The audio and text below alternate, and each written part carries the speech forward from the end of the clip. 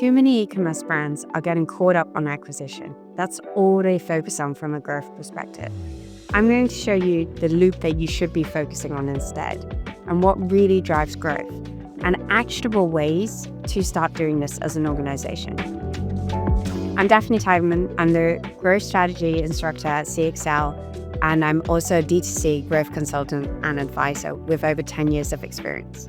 Before we dive into what exactly is the e-commerce flywheel, I want to share a personal example, or too common example of what I see happening as a consumer and as a consultant with brands.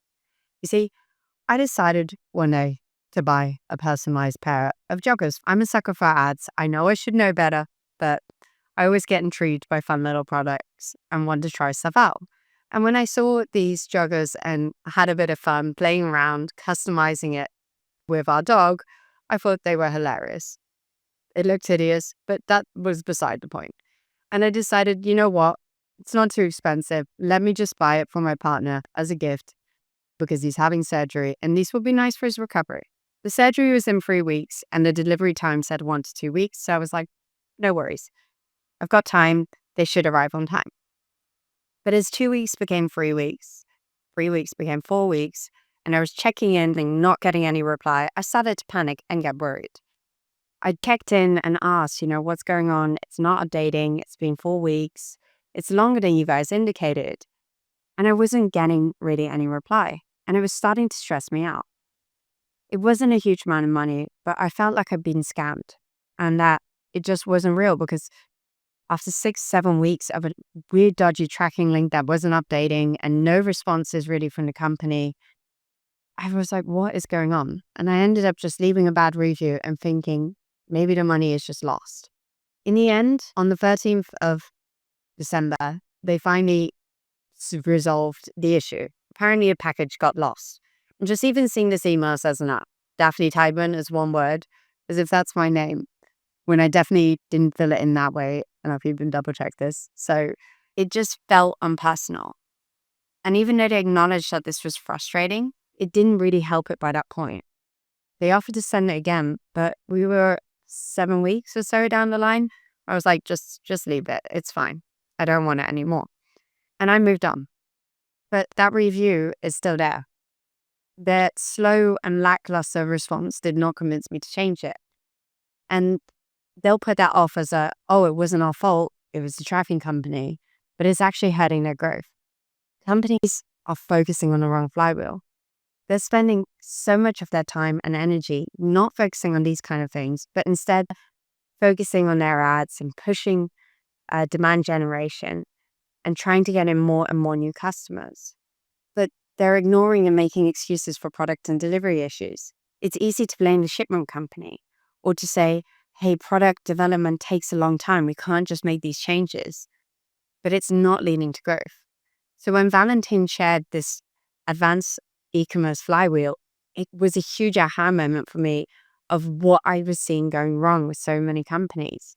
They were focusing on the standard loop of just trying to get customers in to generate revenue and using that revenue to generate more demand and just focusing on that part rather than systematically using customer feedback to create a better experience, better products, retain customers, and drive word of mouth. As a dog owner, I know enough other dog owners. We all run into each other all the time on walks.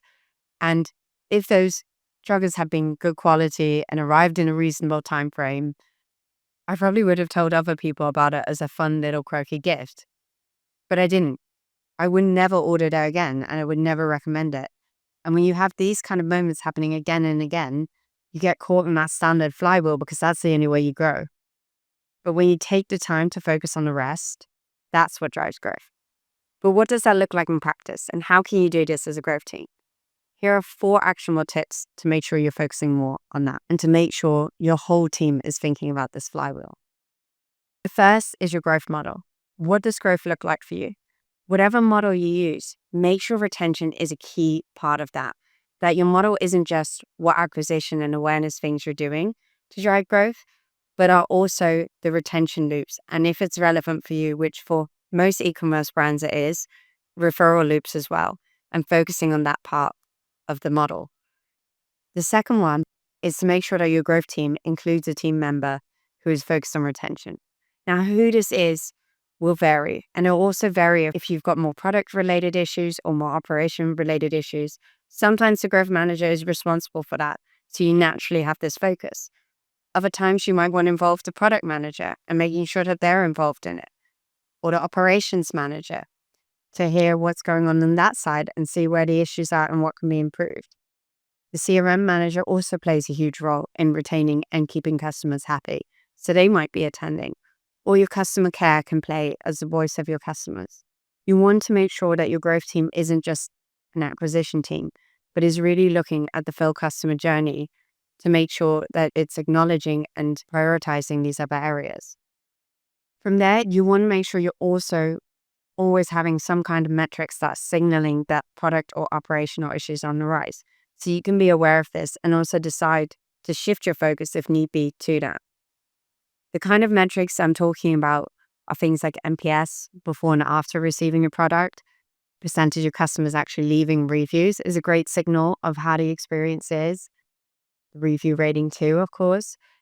The refund rate, the first to second order rate, how many people are coming back, customers that are coming in through word of mouth.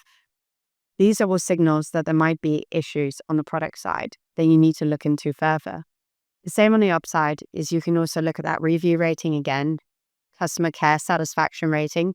Often these lower ratings indicate either the customer care wasn't great or that they weren't really happy with the resolution and that there's still a negative feeling even if it's being resolved. How long orders are taking to fulfill can have a huge impact on the experience too. On-time delivery rate can indicate and flag issues like the one with the joggers, or order issue rate, what percentage of orders are having issues. These kind of metrics can again keep you aware and thinking about this side, and also ensure that if there needs to be more of a focus on that, you can shift to it, or that you're naturally including a focus on what you're doing to improve that as part of the growth meeting. The final one is regularly focusing on growth levers that are related to product or operations. If quarter after quarter, all your growth levers are things like improving conversion rate for new customers, getting new customer acquisition costs down, it means you aren't focusing holistically on what drives growth and you're focusing on that standard flywheel. Example growth levers are things like a focus on first to second order rate, maybe launching 2 new product variants because you know that variation in the products is causing a negative experience or resulting in churn over time with product fatigue. Focusing on reducing subscription churn and then not just focusing on like preventing churn through emails and offers, but really diving deep into the issues of what's causing churn and how to resolve it, or even having a reduced order rate focus and making sure that that's a focus as a part of it. All these things can make sure that you're shifting that focus to more sustainable growth tactics and are really focusing on that advanced flywheel.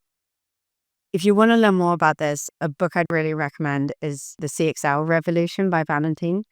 It goes into way more depth about how to basically use this advanced e-commerce flywheel and change your focus into really taking care of and retaining your customers rather than just getting caught up on this new customer flywheel, which is an endless cycle of trying to recycle new customers and not actually moving forward as much as you want.